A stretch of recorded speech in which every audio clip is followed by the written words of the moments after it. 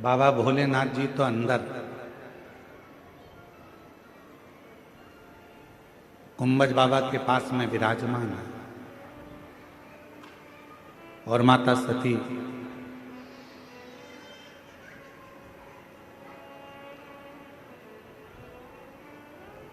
नंदी के पास आकर बैठ गई वापिस।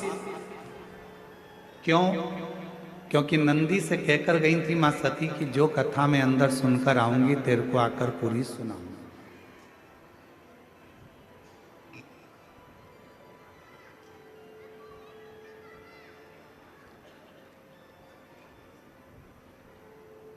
शिव जी के सम्मुख का आनंद लेने वाले नंदी बाबा तो कथा श्रवण कर कर आई हूं, वो कथा में तुझे श्रवण कराता पर कथा सुनाने के समय पर मां सती नंदी के कानों में बैठकर बोलती हैं कि नंदी, कथा तो मैंने सुनी,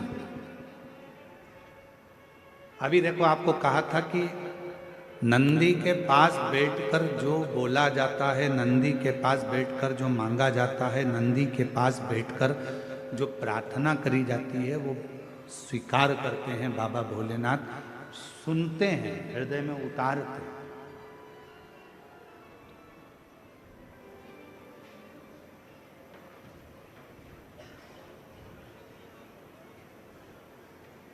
बैठ गए नंदी के पास में मां सती, और नंदी के पास में बैठकर मां सती, बाहर बाहर की आवाज आ रही है, स्पीकर ऑन चल ही नहीं रहे हैं तुम्हारे अंदर के। मां नंदी के पास में बैठकर कहती हैं नंदी, कथा तो मैंने सुनी, श्रवण करी, पर एक बात कहना चाहती हूं नंदी। विवाह होने के बाद में तो भोलेनाथ जी को मुझे कहीं भ्रमण कराने के लिए लेकर जाना था, पर आज बाबा मुझे कुंभज बाबा के यहां लेकर आए हैं। ऐसा शरीर रखने से कौन सा फायदा? ये शरीर रखने से लाभ क्या है? शरीर को रखने से फायदा क्या है? ये शरीर रखने से लाभ क्या, फायदा क्या है? क्या फायदा? नंदी के कानों में, नंदी के पास बैठकर माता सती ने कह दिया था कि ये शरीर मेरा छूट जाए तो अच्छा है, और वही बात जो नंदी के कानों में कही थी वो शिव जी तक पहुंच गई, बाबा भोलेनाथ जी तक वो बात पहुंच गई। और बाबा भोलेनाथ जी ने ये सुन लिया कि सती चाहती है कि मेरे प्राण ना रहे, ये शरीर छूट जाए, मेरा ये शरीर समाप्त हो जाए, गला पकड़ रहा है, मेरा ये शरीर छूट जाए, मेरा ये शरीर समाप्त हो जाए। ये भोले बाबा जी ने सुन, शिव जी ने स्वीकार कर, और भगवान शंकर के हृदय में बात लग गई कि सती चाहती है प्राणों को त्याग, सती चाहती है कि प्राण छूट जाए, और बाबा ने स्वीकार कर लिया। बीच मार्ग में राम जी की परीक्षा लेने के लिए सती माता चली गई, और आखिरी में ये हुआ कि भोले बाबा के उस स्नेह आनंद में, भगवान राम जी के आनंद में भगवान शिव समाधि में लीन हो जाते हैं, और सती माता अपने पिता दक्ष प्रजापति के यहाँ यज्ञ में पहुंच जाती है।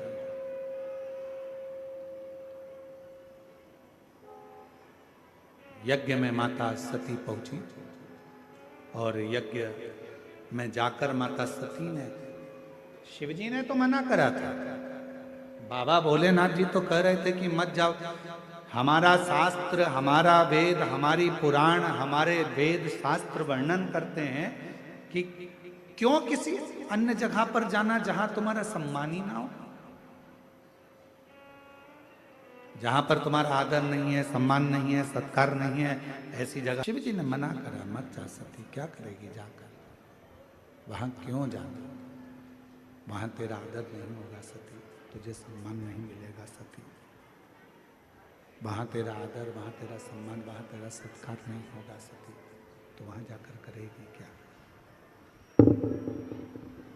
शंभु शंभु शंभु शंभु शंभु शंभु शंभु शंभु शंभु शंभु शंभु।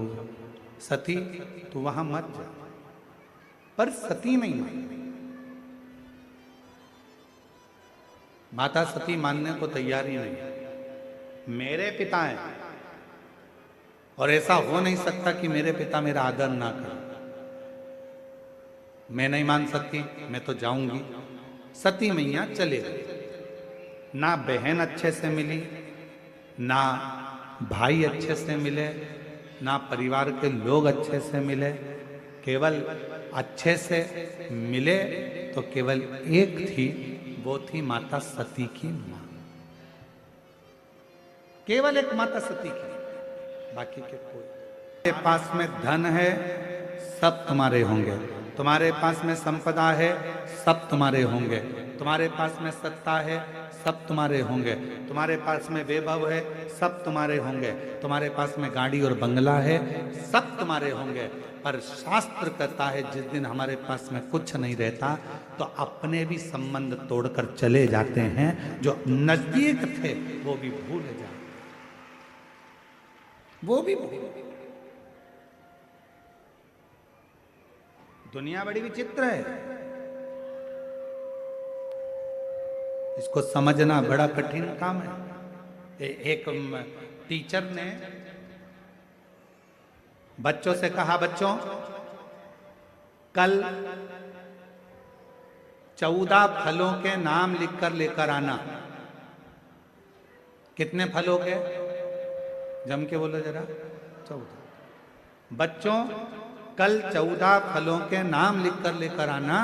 सारे बच्चे घर चले गए। एक बच्चा उसमें सबसे ज्यादा आलसी था। इतना आलसी बच्चा कि वो कुछ लिखने कोई तैयार नहीं। इतना आलसी।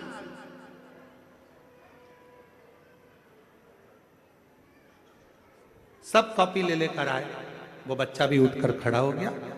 टीचर ने कहा लाओ जरा लिख लाए। हाँ,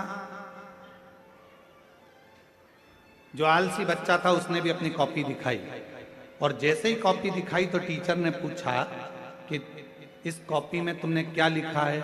14 फल के नाम कहाँ हैं? तो बच्चे ने कहा देखो, सेब लिखा है, हाँ। अनार लिखा है, हाँ। बस 2 ही तो लिखे हैं, उसके बाद कहाँ है? तो नीचे 11 लाइन छोड़कर उसने लिख दिया 1 दर्जन केले।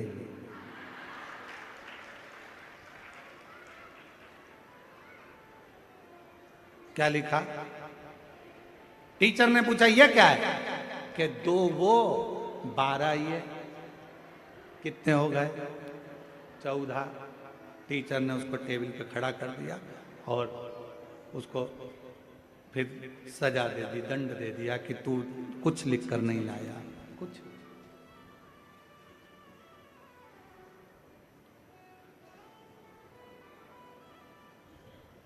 है कुछ। संसार में 10 तरह के लोग होते हैं, अपना अपना विचार, अपनी अपनी सोच, अपनी अपनी दृष्टि रखते हैं। सब एक जैसे नहीं रह सकते। एक माता जी ने एक पत्र लिखा है, वो भाषा छत्तीसगढ़िया है और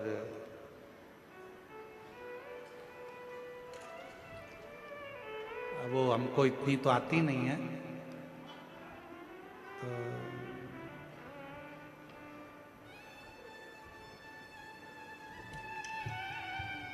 तो पवित्र कथा कह रहे हैं। सती माता ने अपने शरीर को त्यागने का विचार किया।